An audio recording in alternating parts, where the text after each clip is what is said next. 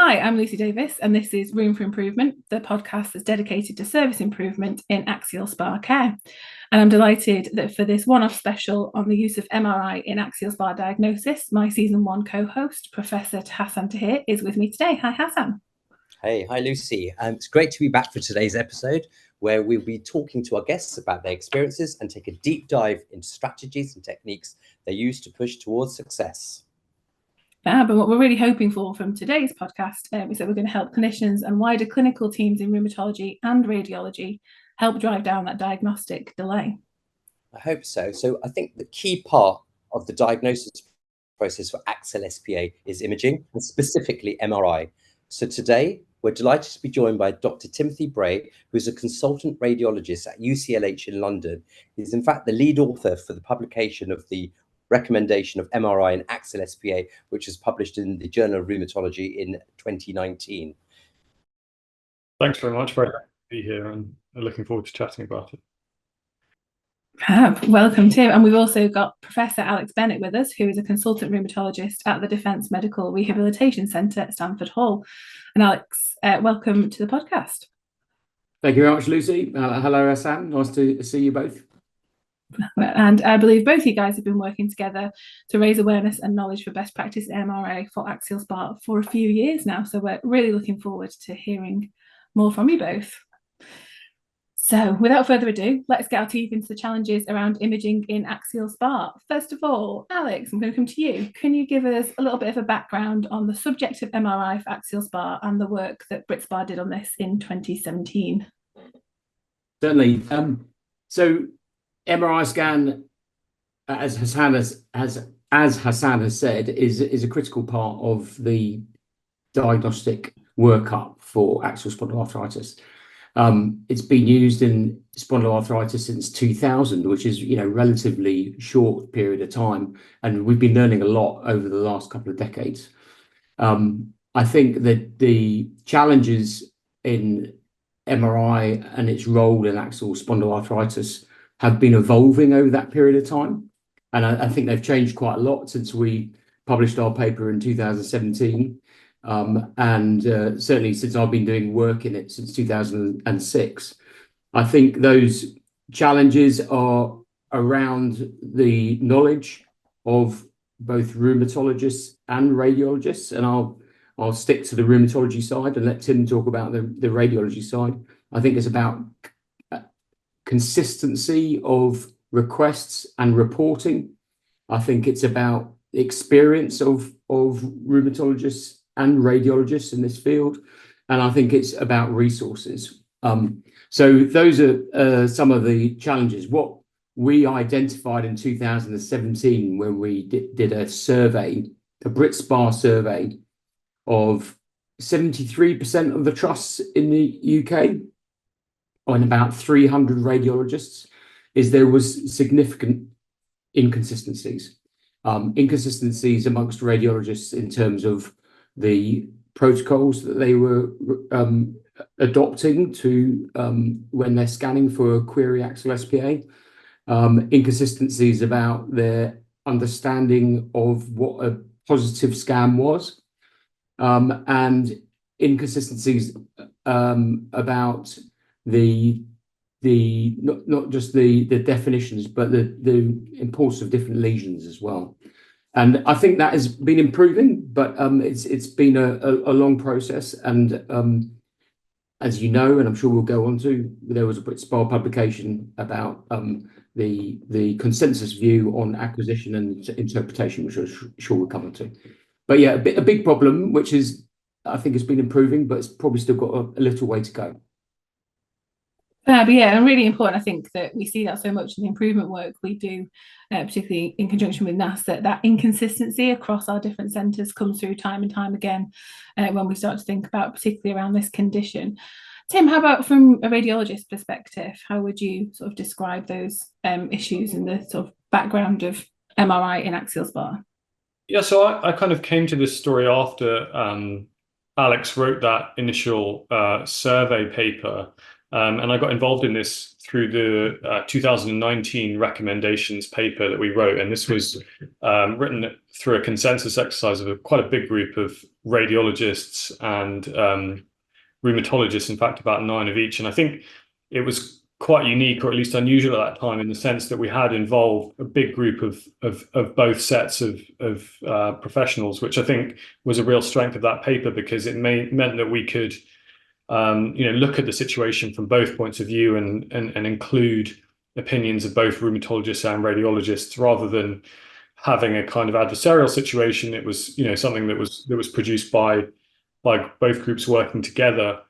But I think looking back at that initial survey, the results were really quite striking, and as you said, the inconsistency is quite remarkable, and also the lack of knowledge, unfortunately, that some of us did have at that time really was a problem. And I think that was clearly something that we needed to address, and that was really the reason for performing that 2019 exercise, where we formulated this recommendations document to try and do things a bit better. So Tim, can you actually just tell us about some of those recommendations, please? Yeah, so there's actually quite a long list of recommendations, and I'd really encourage anyone who's listening to this to have a look at those in detail, to familiarize themselves with them. But I think there are a couple of important elements which we can touch on. I mean, I think one important thing, and Alex might say something about this as well, is that the imaging is not the only piece of the puzzle that goes into the diagnosis of AxSpA. So we really wanted to emphasize that the diagnosis is ultimately based on a combination of clinical features, imaging, and also sort of biochemical genetic tests, etc. So, we really need to be thinking about putting all of those things together, and we shouldn't be just looking at the imaging in isolation and be drawing a conclusion based on that. And I think an over-reliance on imaging can, in some situations, lead to misinterpretation and kind of getting the threshold wrong for diagnosis. I don't know if Alex wants to say anything on that particular point. Yes, thanks, Tim. I absolutely agree. I mean, I as a rheumatologist, sometimes by myself and sometimes with a radiologist, have done a fair amount of MRI teaching over the years. And I absolutely stress, firstly, that I'm not pretending to be a radiologist, and I'm not a radiologist.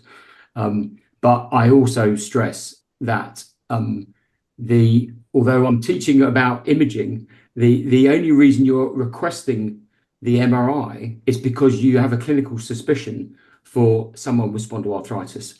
And exactly as Tim says, and as it was for the first overarching principle, is that it's based on clinical presentation and history and examination, blood tests, genetic tests, and imaging.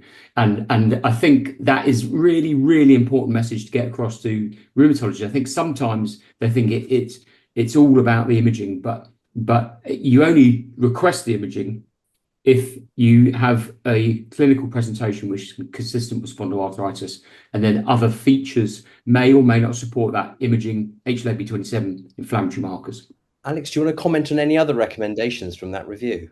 Yeah, I mean, I think so firstly, I absolutely agree with Tim that it was a very strong paper. The Delphi process we went through was very thorough. Pedro Machado led it extremely well, and Tim and Alexis Jones did a brilliant job of looking at all the literature. I think the strength, as Tim has pointed out, in that there were 9 radiologists as well as 9 rheumatologists. And to put that in context, ASAS, which is the international body which often puts out recommendations for spondyloarthritis and is very good. Actually, I think there was more radiologists involved in this than there are radiologists in ASAS, but there are radiologists in ASAS, so that's important to know. I think that there are 7 recommendations, and these I think are all and 2 overarching principles, and maybe we should go through them one by one. I don't know, maybe that's too much, but the first overarching principle we've touched on. The second one is that it's important to realize that there can be inflammation in the spine or in the SIJ or both, but they can be independent. So the spine is an important and interesting area to scan as well as the SIJs. it's a really common question that's asked is, should we then be scanning both the SIJ and the spine, or should we just do one or the other? So, I mean, do you want to just comment on that while we're talking about that? Yeah, and I'll make a first comment on that, if that's all right, Tim. And basically, our first recommendation is that in patients with suspected axial SpA, the recommendation is to scan the spine and the SIJs. And actually, that is what is probably done fairly widely internationally, and that was recommended also in the NICE guidance from 2017. Tim, anything else to say on that? Yeah, I mean, I completely agree. I think it is important to scan the spine. When we looked at the evidence, there was quite a lot of heterogeneity, and there weren't really any studies, or very few, that were actually examining the question of how much of the spine to scan. And we know there is some heterogeneity around this, so we don't quite know what the right answer is. When we come on to the recent NAS exercise, we'll see that actually most places do scan the whole spine. So I think that's probably a reasonable recommendation, but there are also differences in terms of the cohorts that people see and the settings in which people scan patients. So I think there is some room for local judgment there in terms of how much of the spine should be scanned. I think just to chip in there also is, I think it's very important, and this is where the collaboration between radiologists and rheumatologists is really important locally, and to have a protocol that is essentially a fallback protocol, because I think it's very difficult as a clinician, as a rheumatologist, to have a patient in front of you and say, I only need to scan this part of the spine, because actually the experience and the data will show that actually where you're getting your symptoms doesn't necessarily mean is where you're going to see lesions. And a lot of people can have symptoms in the lower back and the SIJs, but they'll have lesions in the thoracic spine. And I think that is really important message to get across to clinicians. So if someone says I've only got pain in my lower back and my buttocks, if that doesn't mean you don't scan the thoracic spine and above. Do you want to then carry on with the recommendations? Recommendation 2 is actually about the sequences that we use for the sacroiliac joints. So the bottom line here is that you need to have basically at least one fluid sensitive sequence to scan the sacroiliac joints, and then one fat sensitive sequence, typically a T1 weighted sequence. So the idea here being that, the bone marrow has got fat in it and it's got water in it, and the water becomes more free or more edematous when you've got inflammation. So we want to sensitize ourselves to seeing that water to detect inflammation, and also changes in how much fat there is. Most commonly, people have used the STIR sequence, which shows edema very nicely, but there are other options available. So you can use a fat saturation method or Dixon method. And I think these have some potential advantages, and we're likely to see more of them in the years to come, although much of the existing evidence has been done with STIR. So I think, that's one of the reasons that continues to dominate the literature. There's probably a little bit of inertia around changing to some of these more modern sequences. But yeah, so basically those are the two kind of pillars of any sacroiliac joint imaging protocol with MRI. And then the third and fourth recommendations, the third one, which I think is potentially slightly less relevant now, but it's to make sure that when you scan the spine, and we say that you really only need to do, when the question is, does this patient have axial spondyloarthritis? When you talk about whole spine, it's not a traditional, as a radiologist would see it, whole spine. You need to do, it's a modified whole spine, and you only tend to need to do sagittal sequences. But it's really important that they go lateral enough to include the pedicles and the facets. And I think that's probably less of an issue than it used to be. But I think sometimes spines used to just do very central views. But I think probably now they're more common to go laterally. But it's always, again, make sure that your local radiologist and you agree on that, and that you're not going to miss sort of very often quite specific lesions in the costovertebral joints, or in the costotransverse joints as well. And then the recommendation 4, which is slightly different, if you like, from the definitions of a positive scan that came out from ASAS in 2016 and 2009, is that we're saying that it's really important to look for the different lesions. So you look for the inflammatory lesions, particularly bone marrow edema, but also you look for fatty infiltration and you look for erosions, and they can all be suggestive of spondyloarthritis. And essentially, the more of the lesions that are present, and the more of the mix of the lesions, the more confidence you can give that this is a highly suggestive scan of spondyloarthritis. And the difference slightly there is that in the ASAS definitions, it's very much weighted on bone marrow edema, but then you can use the other chronic structural lesions as a kind of additional to augment that. But I think we think that they're all very important, and you cannot ignore the structural lesions if there's no bone marrow edema, because some of them are absolutely typical, particularly if there's fusion of some sort. Tim, do you want to take further forward with the other ones? Yeah, I mean, I agree with everything you've said on that recommendation. So perhaps we can move on to recommendations. The next two are about the next one is about the spine.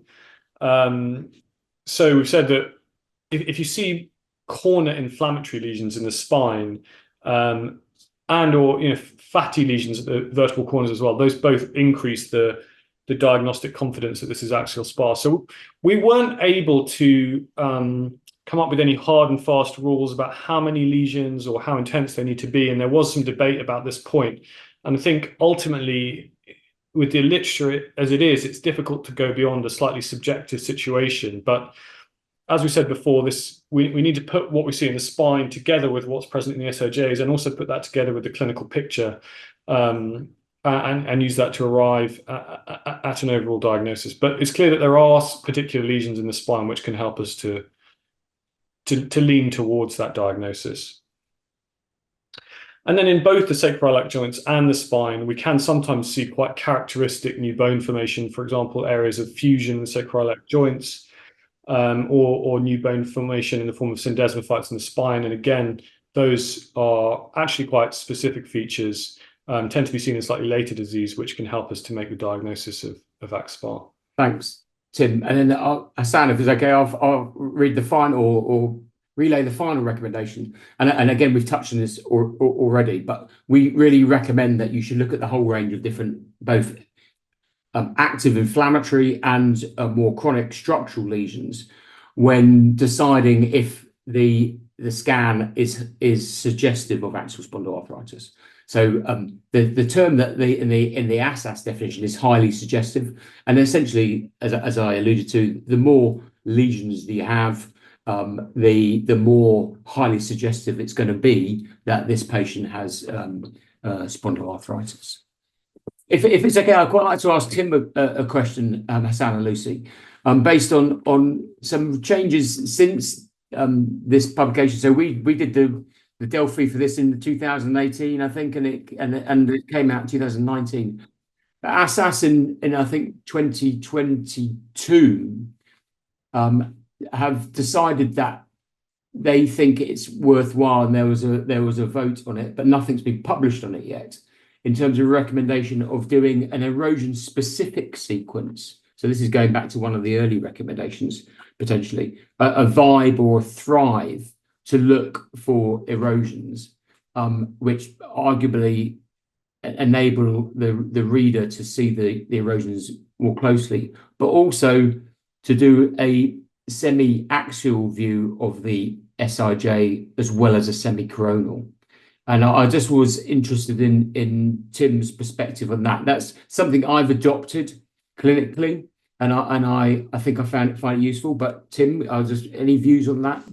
In general, it's helpful to do some kind of volumetric MRI sequence, and by volumetric I mean acquiring the images in such a way that the voxels, the elements in the image, have the same size in each of the dimensions. So in sort of along the patient's width, in terms of the anterior, posterior, the forward backward direction, and also the up and down direction. So that, which means that as a radiologist or rheumatologist, you can take those images and you can reformat that. You can play with them and you can look at them in any different plane. And I think that definitely helps to interrogate small changes in the morphology of the bone, whether that's an erosion or anything else. So I think logically that has to be the way forward, if we are looking for these erosions, doing it the sort of old-fashioned way, where we've got quite thick slices, is inevitably going to hide some of these. I think there are a number of different sequences available. To some extent, the manufacturers like to have their own, names for these sequences, and then the differences between what the manufacturers are doing are not always substantial. So I think in terms of how we describe these for research, we should be trying to describe them in a generic sort of vendor neutral way and trying to kind of focus on principles, I think, rather than, one manufacturer's kind of favorite sequence. Very, very good point, and I stand corrected on that. So no, it's not criticism at all. It's just that I think, it's not always clear from the way the manufacturers describe the stuff what's really going on. And I think if we really strip it back, what is important is this use of the volumetric imaging. But you can do it in different ways. So I think there's probably still quite a lot of work to be done on figuring out exactly what the best way to do it is. There are these methods called SpA sequences, which I think are quite promising, and they're quite a different way of getting volumetric images. And I think that's, to my knowledge, there's not a paper on that, for example. So I think there's lots of opportunities to do better than we are at the moment, actually, with the MRI sequences.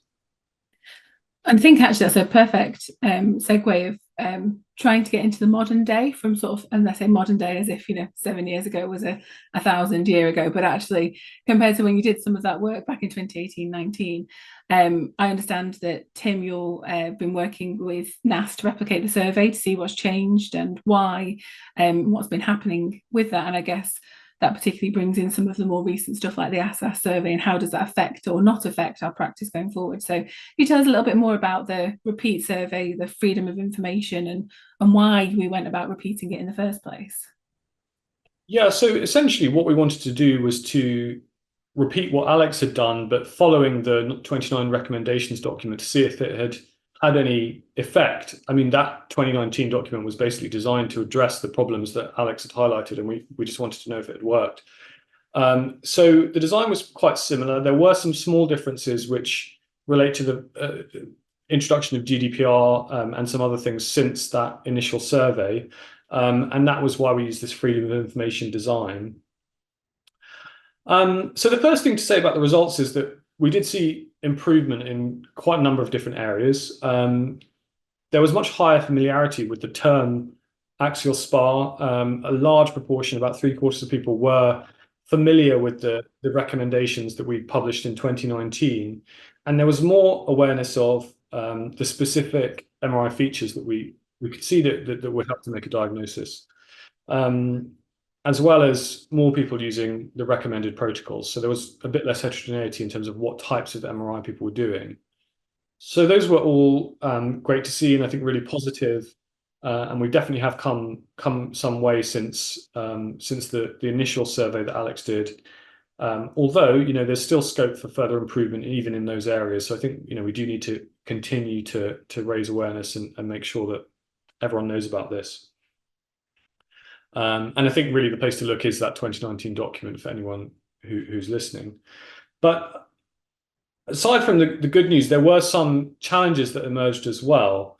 I think that radiology departments across the board are under more pressure than they were before, and that pressure is continuing to increase. So we did see that waiting times had got worse. We saw a definite reduction in the number of scans that were performed within a month, within 2 months. And there was a lot more outsourcing being used. So scans were being sent to third-party companies for reporting. And there was also a lot more non-specialist reporting. So we're seeing more scans reported by non-specialist musculoskeletal radiologists, meaning that the people reporting those scans may be somewhat less familiar with those types of scans and certainly the features that we're interested in. Can I ask you a question on that, Tim? Yeah. So in terms of musculoskeletal radiologists and non-musculoskeletal radiologists, firstly, proportionally, how many musculoskeletal radiologists are there in the UK compared to all of radiologists? And secondly, how much knowledge do the non-musculoskeletal radiologists have on something like spondyloarthritis? I think musculoskeletal radiology is quite a big subspecialty now because there are a lot of common problems that get scanned now, and there are a lot of people. I don't know the figures actually, but I'm guessing off the top of my head. Let's say it's about 20% of radiologists might be MSK now. I would say in terms of the knowledge that non-MSK people have, it obviously varies, and some people might have be more general with an interest, whereas some people may have absolutely no interest in it at all. But I think the trouble with something like SPA is that it's probably not something people come across in their training very much. It might be seen as a rarer problem.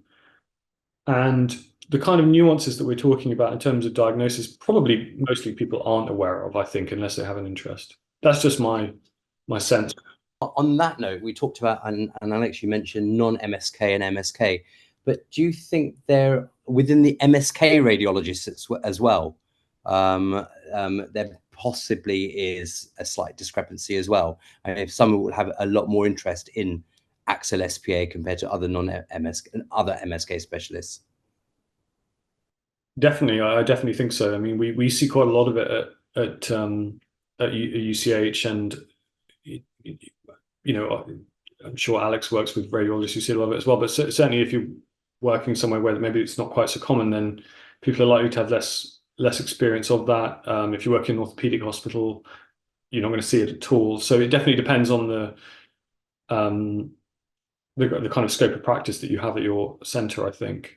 I mean that's my only little issue. Then when we sort of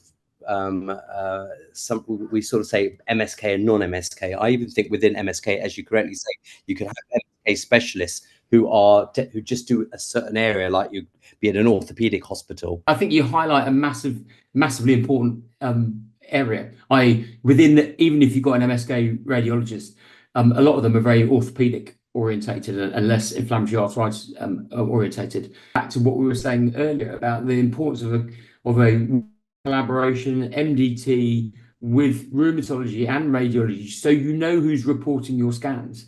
You know, they go back to the old adage of the most important thing on a report is the name of the person who reported it, because then you know, hopefully, what their background is, if they've got knowledge in that area. And I think that's where the collaboration MDTs is so important, so that you know you can be confident in what you're getting. And I suppose that, Tim, is one of the issues with external reporting.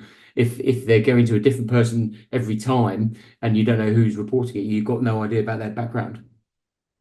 Yeah, I couldn't agree more, really, and we struggle with that as radiologists as well, because we find that, you know, we see reports which have come from outsourcing and we don't agree with, but it's not always easy to kind of to change that, or to have a conversation, or to improve the situation, because ultimately they're not our immediate colleagues. So I think, you know, we really do have to value having radiologists who work in hospital departments rather than, you know, working for a third party who the scans get sent to, because I think it does add value. So that's a really interesting point about outsourcing, because that's where I have a lot of issues, is that a lot of reports are done outside and they're probably not even done by MSK specialists. So how should we deal with that situation? I'm going to let you answer that, Tim. This is the tough part, and I'm not sure. I think, you know, there's a lot of service level stuff that needs to be thought about. You know, how can we pull these scans in the hands of the right people? Well, it's a difficult problem to solve if that's what your hospital is providing you with, and I suppose, you know, if you're out being outsourced, I'm lucky enough not to have outsourced radiology, but so I don't know the full picture of it. But I suppose if you have outsourced radiology, but you have fairly consistent reporters, I suppose you can make contact with them, find out their experience, and discuss cases with them. But I don't know if that's always possible. Hasan, do you have experience of it?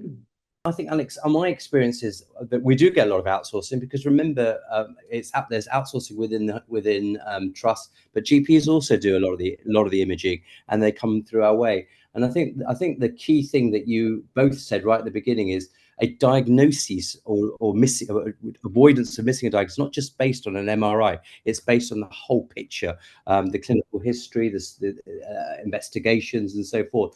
And one of the key things that we do is, we know we probably it's more difficult to control this outsourcing. But if we do suspect, we've also formed an MDT where we are. So I'm at the Royal Free.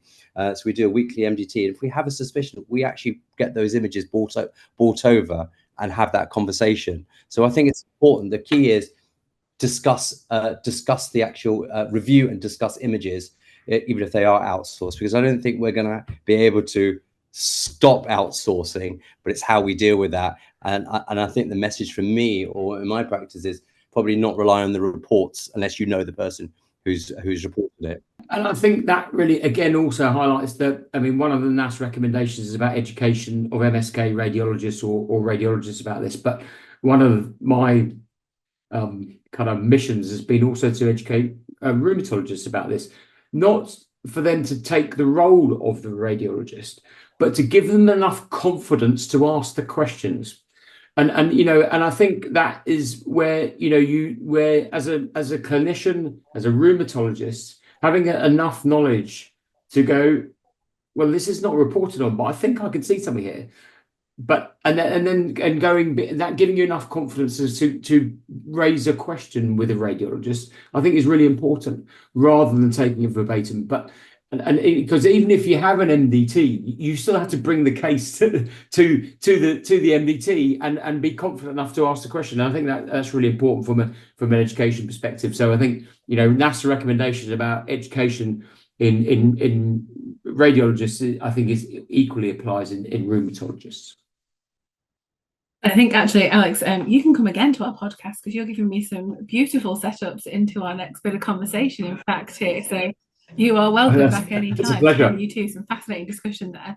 And I guess one of the things I'm particularly taken by, just generally in that conversation before I move us on a little bit, is I think there's a couple of issues coming through there, the outsourcing and the difference in the MSK specialist and generalist, that speaks to kind of a bit more of a systemic issue that's beyond just axial SpA, potentially, when it comes to some of these issues. And I think I'm sure lots of our listeners will find that fascinating and resonate with that. And I think probably for the next part of the conversation, I want to really bring us back into, so for axial SpA, what do we then think about some of those things, and particularly thinking around, having heard around some of the improvements, Tim, around the awareness and some of the protocols kind of being introduced, and then some of the challenges as well.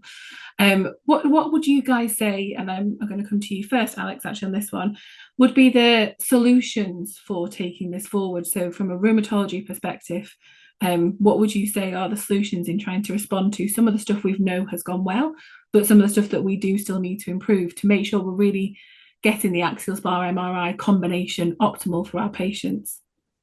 Yeah, very good question, and Lucy, and I think a difficult question as well. But I think education can always be improved. So there's the kind of knowledge and experience element of it, and there's the resource part of it, and actually both of them are challenges, aren't they? And I think so from a knowledge and education perspective, I think there could be more emphasis on imaging education as for rheumatology specialist trainees, because I think actually we don't get very much at all. And actually, one of the things that I've enjoyed over the last 10 years or 15 years is teaching rheumatologists about imaging, and they actually love it. But when I was in my training, I hardly got any imaging training at all. So I think that would be very good. And I think from a resource perspective, I think it's that's a real challenge. I think ideally you want a radiology department where they work closely with the rheumatologists, where everyone knows each other and you have regular MDTs. And that's the kind of gold standard for moving things forward. But Hasan, you got a thought on that? I'm going to actually ask Tim this. I think one of the other big challenges of solutions would be to have a protocol. I mean, you're talking about interpretation, but one of the things that we see is that we have patients who will have scans with different protocols. So how do we fix that, Tim? When you say protocols, do you mean the actual acquisition? Imaging. Yeah, imaging protocols. So, like, what do we do? An SIJ? Do we do a spine? Within the spine, what type of spine imaging has been undertaken? Yeah, so I mean, I think this is one of the aims that the recommendations document had, was to hopefully try to standardize those acquisition protocols so that people were doing the same sequences. And I think we have seen some improvement in that, but it's definitely true that there's more scope for that to get better. And I think that does come down, as Alex said, to education. So just as we need to educate rheumatologists on imaging, I think we need to educate radiologists on rheumatology, essentially. And I think that's probably a relatively neglected area of a radiology trainee's training. People do have sort of general training before they get into a subspecialty, and then they maybe do MSK, but it is a bit orthopedic heavy often.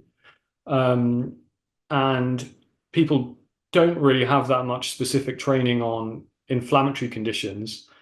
And yet these are actually scans which have potentially a really big impact on people's management and on giving them a diagnosis or not, and on their sort of long-term course as well. So I think we need to prioritize that a bit more and make it a bigger focus of training. Just coming back to the question about outsourcing, I've had a chance to think about that a bit more. And I think one of the things that we do see in terms of heterogeneity of the protocols that you mentioned is that when we outsource, they don't do the same protocols that we do in-house. Actually, we sometimes see that they're doing the scans quicker than we are.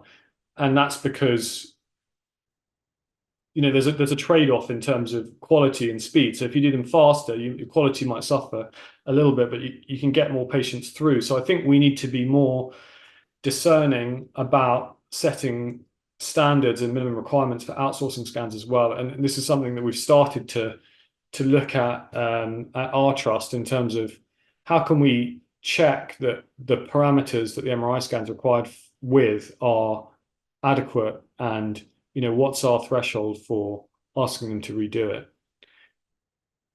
Are there differences in the quality of the scanners that the outsourcing, in your experience, that those who are outsourced go to, compared to, say, at UCLH? There are definitely differences. I think we probably do have slightly better hardware at UCLH than the outsourced places, but my impression is actually that's not the rate limiting step. I think that sometimes it is that they're trying to do the scans quickly, and sometimes there are some kind of shortcuts which allow them to do that, which lead to poorer quality.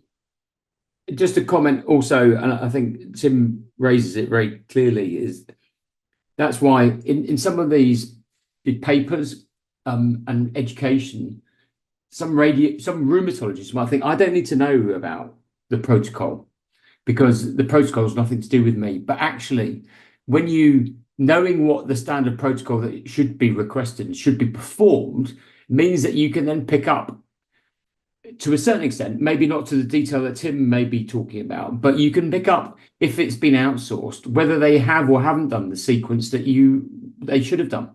And again, I think it's sometimes quite easy for a rheumatologist. I don't need to remember that it needs to be a semi-axial, a semi-coronal stir and T1. This is a radiologist's job.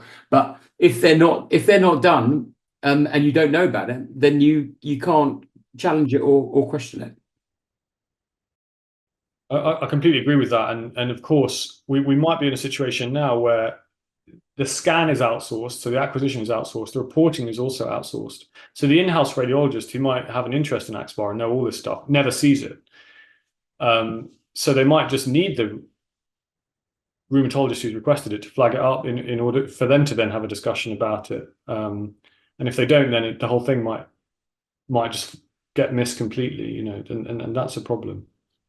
So I've got one more question, and maybe it's not meant to be a tricky question for Tim, but I think that in theory, I think scanning, doing the right protocols could be agreed, and I think that's probably something that could be achieved more consistently. The knowledge that is required of the radiologist and the quality of the reporting maybe is a bigger challenge. So in terms of moving forward, looking to the future, Tim, and with AI and machine learning, do you see that there are steps forward from a radiology perspective in that area, so that non-humans could report the scans? Not that I'm trying to in any way trying to do you out of a job, but you know, to perhaps support a radiologist with less experience in that area? Absolutely. I think this is a really exciting area, and this is something that I am focusing quite a lot on with my research. So I think there are two broad classes of method that could potentially help. So one is called quantitative MRI. So with quantitative MRI, rather than just using the scanner to get a picture that we look at, we're actually trying to use the scanner a bit more like a measuring device. So we're making measurements at each different part of the image, and this can tell us much more about what's going on in the tissue and help us to actually detect inflammation more sensitively and specifically. So I think that could definitely help us do better. And then with the AI, I think that's potentially a good way to help reduce some of this heterogeneity of interpretation. So kind of using the AI to detect edema and erosions and fat, all those things that feed into the interpretation in a more standardized way. And I think that at least in the near future, it's always likely to be that there's going to be a human that oversees this process. So it is going to be a sort of collaboration between some algorithms that are basically tools that a radiologist has at their disposal and the radiologists themselves. But you know, I definitely think we're going to see a gradual change in that direction, and I think that will help with many of these issues. And that's, I think, really encouraging to hear. And to clarify, I'm delighted that human radiologists will still be involved in the future. Absolutely. That's a very good news. So I think what I'm hearing there from you guys is in terms of practical sort of solutions to some of these things. We've got stuff around the standardized protocols, the incoming use of AI to help do some of that standardization across some of that work, but recognizing the importance of the clinicians within that.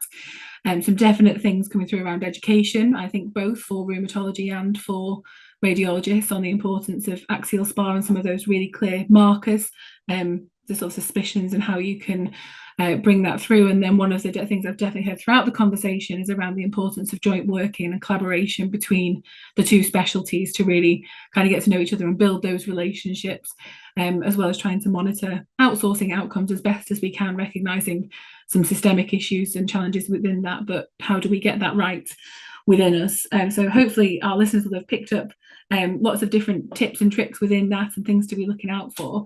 I guess what I'm particularly interested in from both of you, and Alex, will come to you first again, is there anywhere that rheumatologists can go to get some practical help? So they can obviously listen to ourselves again and rehear some of this conversation, but where would you suggest rheumatologists should go to get some help, practical tools and tips?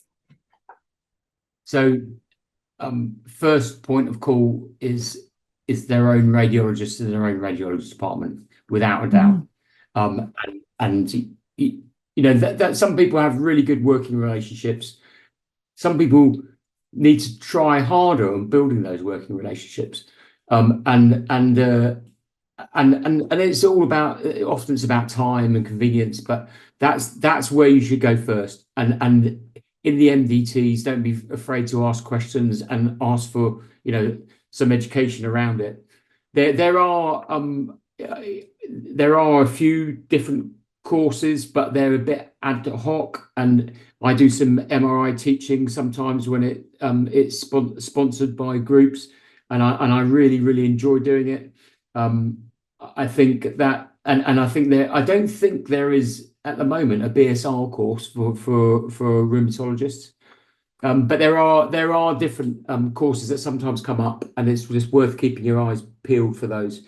And again, I'm not aware, and maybe Hasan, if you may know, but I don't think there's necessarily an ASAS, sorry, not an ASAS, a EULAR course for MRI in spondyloarthritis. So it's not that easy to get a hold of courses. But I mean, I've been doing teaching for years, but it is ad hoc, and I have to say one of the scariest moments I've had in my career is when I stand up to teach radiologists about MRIs. However, they've been the best group to work with, and actually it's been some of the nicest collaborations I've had is working clinically with radiologists. So yeah, if you can get any education, I would really encourage you to do so. So Alex, I'd probably add that there's also resources available on the NAS and the BritSpA websites as well. for rheumatologists. Just on that, Tim, is there anything for your radiology colleagues that you know about? I think for radiologists, actually, the one thing I would recommend as a starting point would be that 2019 document, just because I think it gives quite a kind of balanced summary of the topic, and in terms of how to weigh up the different features that you like to see in the image. And then the other thing which I think is really good is the ASAS case library of MRI, so that people can actually scroll through some example MRI scans and sort of calibrate themselves and get a feel for what the actual what cases look like, what the lesions look like. And there's also an ASAS handbook, which is a bit older, but gives kind of more careful descriptions of the actual lesions themselves, which I think complements that quite nicely. Thank you very much, Hasan and Tim, for coming in with some very useful points there that I forgot to mention. So thank you. And then what about any useful pointers that clinicians could maybe give to patients to help them understand their MRI and sort of becoming more informed going into those sessions? Where would you point clinicians to help their patients? So we recently worked on a NAS Axpar news article on this subject, which is on the NAS website and clears up a lot of the technical terminology around MRI scans. So it will help patients who, say, got a report that's come from an MRI scan to kind of understand what the elements are in that report and what they mean. And it will also be helpful for people who are going for an MRI scan to understand what the process will be like in advance and what the MRI scanner is and all those kinds of things. Mm-hmm. Brilliant. So look, unfortunately, we're coming to the end of this session. I think we've had a great conversation, and I'd really like to thank both Alex and Tim for joining us today. For our listeners, I'm hoping that they'll leave this episode understanding the role of MRI in the diagnosis of axial SpA, when it should be requested, who should request it, what scan should be carried out, for example, the sequences as well, and who should interpret and report on the scan, and how the scan should be used. Once again, I really would like to thank Alex and Tim for their time today, because it's been a great conversation that we've had. Thank you very much. You can subscribe to Room for Improvement and keep an ear out for the launch of season 2, which is going to be featuring the NAS Aspiring to Excellence teams talking about driving improvements. So we will also have a final guest episode focusing on the role of primary care in reducing the delay to diagnosis and the Act on Axial SpA campaign.